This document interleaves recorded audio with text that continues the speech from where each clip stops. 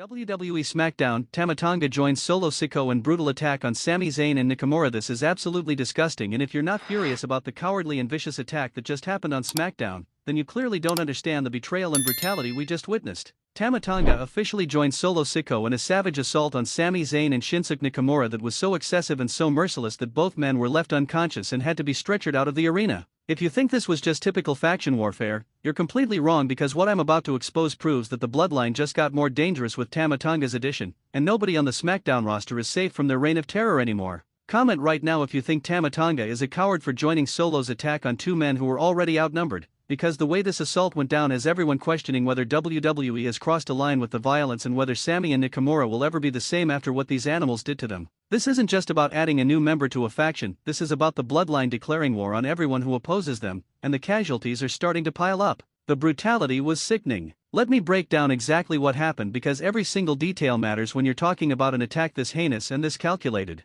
SmackDown was building toward what should have been a competitive tag team match: Sami Zayn and Shinsuke Nakamura versus Solo Sikoa and Tama Tonga. The match had been hyped all week, positioned as a potential classic between four incredibly talented performers. But the match never happened. Before the bell could even ring, before the entrances were even complete, the ambush began. Sami and Nakamura had just entered the ring, playing to the crowd, completely unsuspecting of what was about to happen. Solo and Tama were supposed to make their entrance next, but instead of coming through the entrance ramp like normal competitors, they attacked from behind. Solo and Tama had hidden under the ring, a classic but effective ambush tactic, and they struck when Sami and Nakamura were most vulnerable. Solo grabbed Sami's legs and yanked him out of the ring while Tama slid in and immediately started attacking Nakamura with vicious strikes. The crowd went from excited to shocked in seconds as they realized this wasn't going to be a fair fight. Here's a trivia question for the real fans: what faction was Tama Tonga part of before joining WWE? Drop your answer below. The attack was systematic and brutal. This wasn't wild, chaotic violence, this was planned,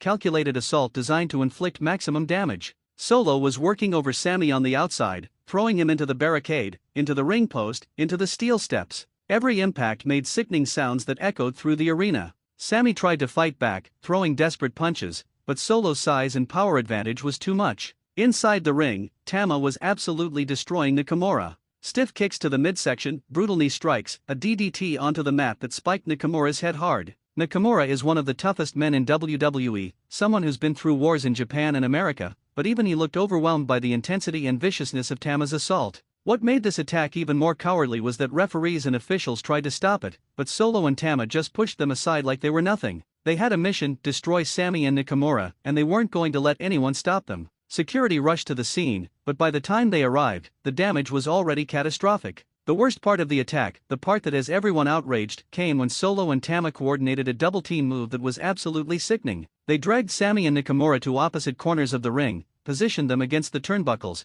and then simultaneously hit them with devastating running attacks. Solo's Samoan spike to Sami, Tama's Death Valley driver to Nakamura. Both men crumpled to the mat, unconscious. But they didn't stop. Even with both men clearly out, even with the crowd booing at deafening levels, even with officials and security trying to intervene, Solo and Tama continued the assault. They hit their finishing moves again and again, 3 times total before security finally managed to physically pull them away from their victims. Drop a comment: is this the most brutal and excessive attack you've seen in WWE this year? Let me know what you think. The visual of Sami Zayn and Shinsuke Nakamura lying motionless in that ring, medical staff rushing to check on them, the crowd in stunned silence, it was haunting. These aren't just characters, these are performers we've watched for years, wrestlers we've invested in emotionally. Seeing them treated like this, seeing them so helpless against this coordinated assault, was genuinely disturbing. The medical response was immediate and serious. Neck braces were applied to both men as a precaution. Stretchers were brought out. The crowd watched in shock as both Sami and Nakamura were carefully loaded onto stretchers and wheeled up the ramp. Neither man was moving on their own. Neither man was conscious. The severity of the situation was obvious and frightening. Solo Sikoa and Tama Tonga stood in that ring watching the stretchers leave, and they showed zero remorse. No regret. No concern. They were smiling, celebrating, acting like they had just accomplished something glorious rather than something deplorable. The lack of humanity, the complete absence of empathy, it made them look like monsters. Solo grabbed a microphone, and what he said made everything worse: this is what happens when you disrespect the Bloodline. This is what happens when you think you can stand against us. Sami, you betrayed us. You turned your back on family. And Nakamura? You had the audacity to team with a traitor. You both paid the price tonight. and this is just the beginning. Tama Tonga took the microphone next. I came to WWE for one reason, to prove that the Bloodline is the most dominant force in professional wrestling. Solo showed me the vision. He showed me the power we could have together.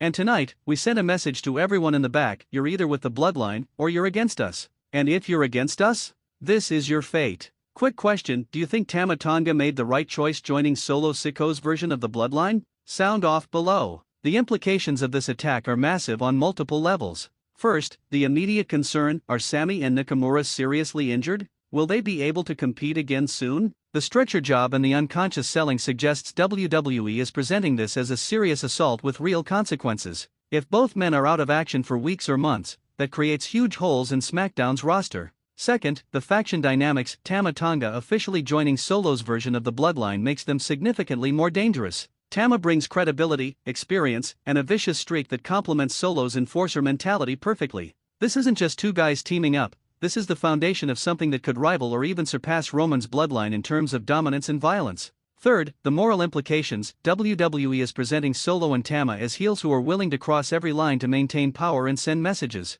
This isn't cool heel behavior, this is despicable villain behavior designed to make fans hate them and desperately want to see them get their comeuppance. The question is, who can stand up to them? The backstage reaction was reportedly one of shock and anger. Wrestlers who witnessed the attack on monitors were furious at the excessive nature of it. Some wanted to rush to the ring to help Sami and Nakamura but were held back by officials who didn't want the situation to escalate further. The locker room is apparently divided on how to respond to this new, more violent Bloodline. Veterans in the locker room were particularly vocal. They've seen attacks before, they've been part of faction warfare, but even they felt this crossed a line in terms of brutality and disrespect for fellow performers. The concern is that if this level of violence becomes the new normal, where does it end? How much further can things escalate before someone gets legitimately hurt? Tell me your take: should WWE have more restrictions on how violent attacks can be, or should they let performers push boundaries to create compelling television? What do you think? The fan reaction in the arena and online was intense and divided. Most fans were booing Solo and Tama with genuine hatred, which means the heel work was effective. But there's a segment of fans who were uncomfortable with how far the attack went, feeling like it crossed from compelling villain behavior into genuinely hard-to-watch violence.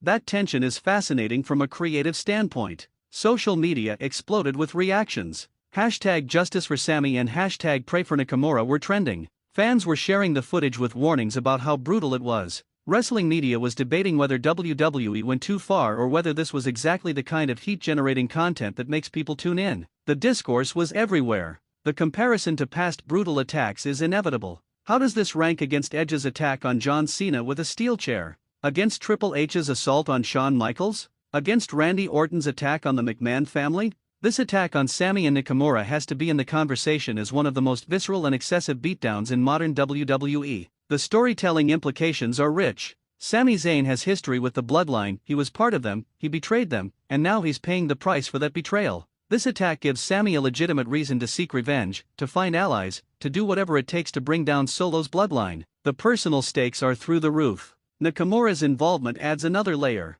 He's a veteran, a former champion, someone who commands respect. For him to be taken out so brutally sends the message that nobody is safe from Solo and Tama. If they're willing to do this to someone of Nakamura's stature, they're willing to do it to anyone. That makes every wrestler in the company a potential target. Here's a spicy question: who should be the ones to eventually get revenge on Solo and Tama for this attack? Sami and Nakamura themselves, or other wrestlers? Give me your booking ideas. The potential for babyface reactions is huge. Who's going to stand up to this new, violent Bloodline? Who has the courage and the power to challenge Solo and Tama after seeing what they're capable of? The natural story is for other wrestlers to rally around Sami and Nakamura, to form their own alliance to combat the Bloodline's tyranny. But there's also the possibility that this creates fear throughout the roster. What if nobody wants to stand up to Solo and Tama because they saw what happened to Sami and Nakamura? What if the Bloodline's brutality actually works in intimidating the entire SmackDown roster into submission? That would be a dark but compelling direction for the story. The championship implications are interesting. With Tama Tonga now officially aligned with Solo, are they going after tag team gold?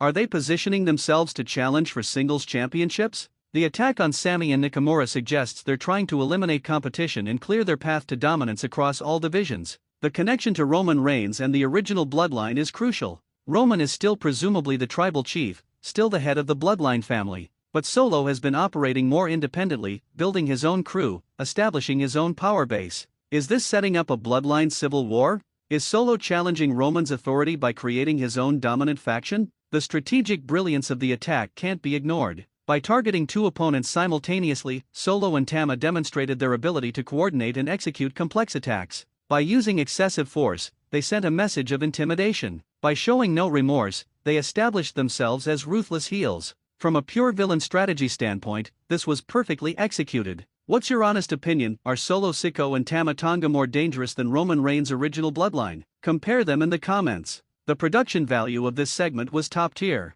The camera work captured every brutal moment. The commentary sold the severity perfectly, with genuine concern in their voices. The medical response looked real and urgent. WWE's production team deserves credit for making this attack feel legitimate and serious rather than just another wrestling angle. The aftermath is where this story gets really interesting. How long are Sami and Nakamura out of action? When they return, are they changed by this experience? Do they come back more aggressive, more willing to bend rules, more desperate for revenge? Trauma like this should have lasting effects on characters if WWE wants to maintain credibility. The potential matches coming out of this are endless. Sami vs Solo in a grudge match. Nakamura vs Tama in a revenge fight. Sami and Nakamura vs Solo and Tama in a rematch where they finally get their hands on their attackers. Tag team elimination matches. No disqualification matches. The options are limitless and all of them would generate heat and interest. The merchandising implications are interesting in a dark way. Do you make shirts celebrating Solo and Tama's brutality?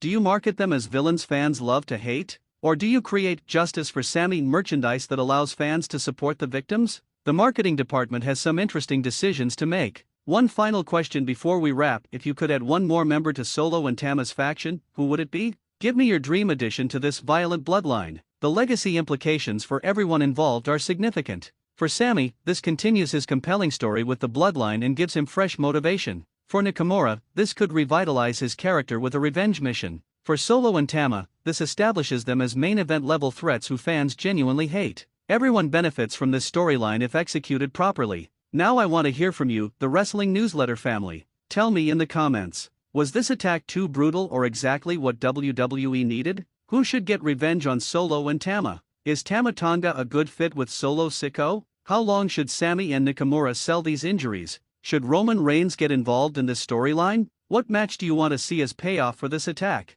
Smash that like button if you're furious at Solo and Tama for this cowardly attack. Destroy that like button if you want to see Sami and Nakamura get revenge. We need maximum engagement. Subscribe to Wrestling Newsletter because we're covering every development in this bloodline story and the inevitable revenge that's coming. Share this video with every wrestling fan because Tama Tonga joining Solo Sikoa in this brutal attack on Sami Zayn and Shinsuke Nakamura is one of the most shocking and violent moments of the year. Solo Sikoa and Tama Tonga just declared war on the entire SmackDown roster. Sami Zayn and Shinsuke Nakamura were the first casualties. The bloodline is more dangerous than ever. And the revenge that's coming is going to be explosive. This is the kind of compelling, heat-generating storytelling that makes wrestling must-see television. The brutality was real, the consequences will be lasting, and we're all witnessing the birth of WWE's most violent faction.